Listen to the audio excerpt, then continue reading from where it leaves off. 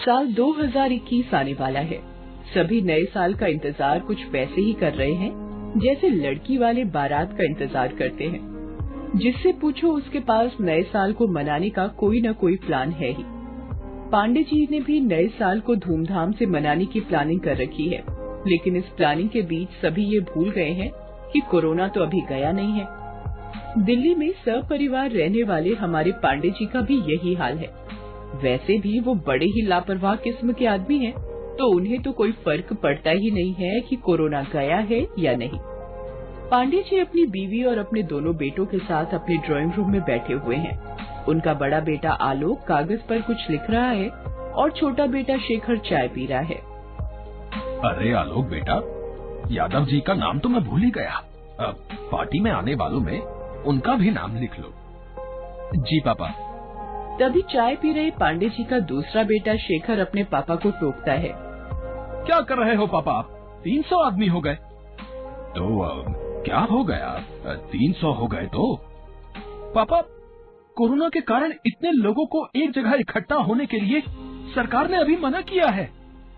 अरे बाप को मत सिखा दो, सरकार ने मना किया है।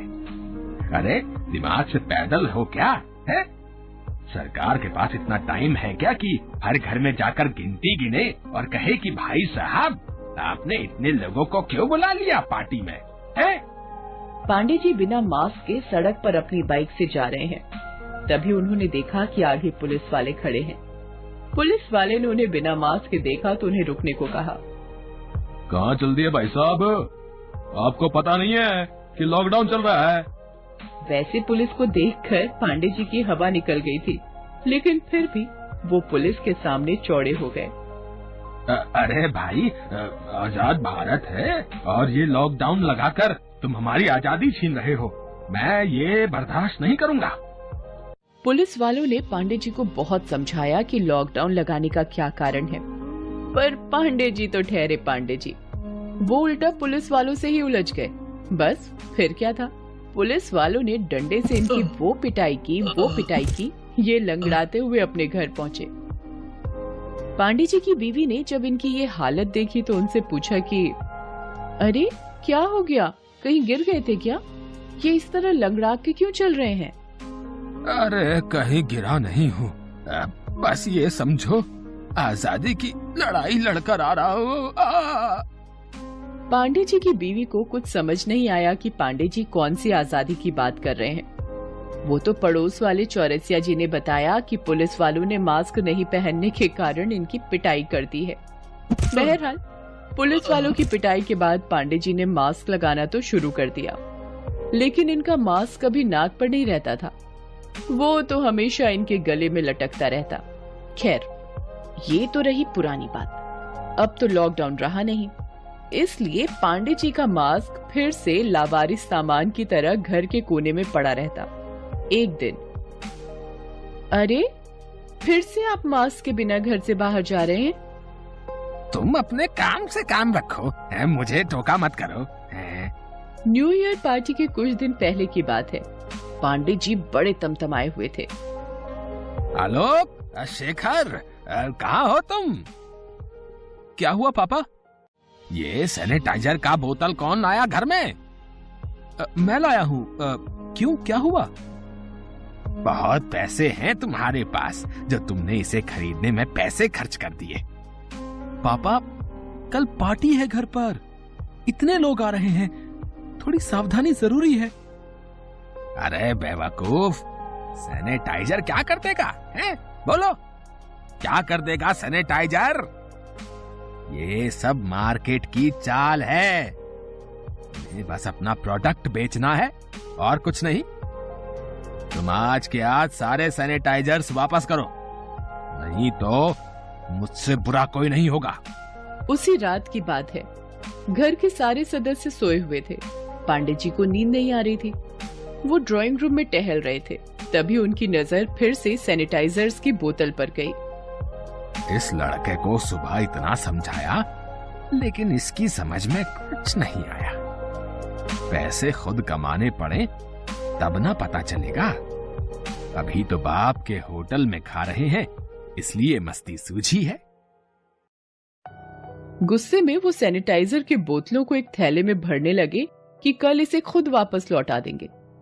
तभी उन्हें किसी के जोर से हंसने की आवाज सुनाई दी। कौन है? कौन हंस रहा है यहाँ? पांडे जी को कोई जवाब नहीं मिला, लेकिन कुछ देर बाद एक सैनिटाइजर की बोतल अचानक से बड़ी होने लगी। वो पांडे जी के आकार से भी बड़ी हो गई। फिर अचानक से उसका ढक्कन खुल गया और उससे एक बहुत बड़ा सा बुलबुला निकला।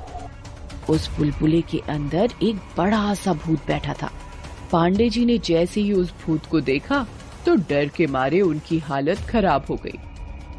भूत! अरे बचाओ! आलोक, शेखर, अरे कहाँ मर गए सबके सब? देखो तो घर में भूत घुस आया है। जब तक कोई पांडे जी की आवाज सुनता, वो भूत पांडे जी को खींचकर बुलबुले के अंदर ले गया। अरे भूत भाई, ये क्या कर रहे हो? इस बुलबुले के अंदर मेरा दम घुट रहा है। कमाल करते हैं पांडे जी आप। आपका दम घुट रहा है। अरे आप तो कईयों का दम घोटने की तैयारी कर रहे हैं। नहीं नहीं, ऐसा तो नहीं है। कल 300 लोगों को पार्टी पर बुला रहे हैं। आपको ना तो सोशल डिस्टेंसिंग की फिक्र है, ना ही मास्क या सैनिटाइजर लगाना चाहते हैं। पर कोरोना अब कहाँ है? क्यों, आपने वैक्सीन बना ली क्या? मैं क्यों बनाऊं? मैं डॉक्टर थोड़ी ना हूं। जब डॉक्टर नहीं है तो डॉक्टर की बात सुनते क्यों नहीं? आपको पता है ये कोरोना कितना भयानक है, कितने लोगों को ये मार चुका है। आप जानते हैं कि सैनिटाइजर, मास्क और सोशल डिस्टेंसिंग से इससे बचा जा सकता है। तो इतनी सी बात समझ में नहीं आती आपको? जब सैनिटाइजर वाला भूत और पांडे जी बातें कर रहे थे, तभी पांडे जी की पत्नी की नींद खुल गई। उन्होंने जब पांडे जी को किसी से बतियाते सुना तो वो भी ड्राइंग रूम में आ गई और भूत और पांडे जी की बातें सुनने लगी।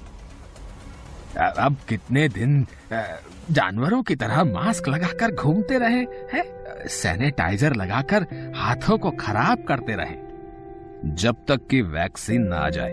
आपको तो पता है कि नए साल में वैक्सीन आ जाएगी, फिर कोरोना गायब हो जाएगा। तो क्यों वैक्सीन आने के पहले अपनी और अपने लोगों की जान को खतरे में डाल रहे हो? तुम्हें पता है कोरोना ने लाखों लोगों को मार दिया है।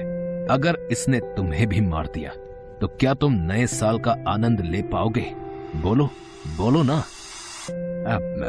तुम ठीक कहते हो भूत भाई, मुझसे गलती हो गई।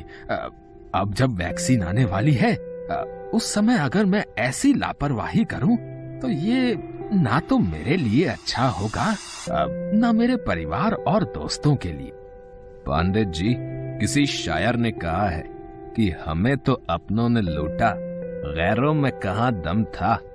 अपनी कश्ती वहां डूबी जहां पानी कम था। अब पानी कम हो गया है पांडे जी, इस समय डूबने वाला बेवकूफ कहलाएगा। भूत भाई, मुझे माफ कर दो, मैं आपकी बात समझ गया। मैं अब ये गलती नहीं करूंगा। मुझे नया साल मनाना है, खुशी से मनाना है, परिवार के साथ मनाना है और जिंदा मनाना है। इसलिए सैनिटाइजर, मास्क और सोशल डिस्टेंसिंग का साथ तब तक मैं नहीं छोड़ूंगा जब तक वैक्सीन ना आ जाए हाथ। गुड, समझदार लगते हो। समझदार था नहीं है, लेकिन आपने बना दिया है। अब आप भी समझदारी दिखाइए और मुझे इस बुलबुले से निकाल दीजिए। फिर उस सैनिटाइजर वाले भूत ने पांडे जी को बुलबुले से निकाल दिया। पांडे जी की जान में जान आई। अच्छा, चलता हूँ, मेरी बातों का ध्यान रखना। Happy new year. जरूर रखूंगा। Happy new year.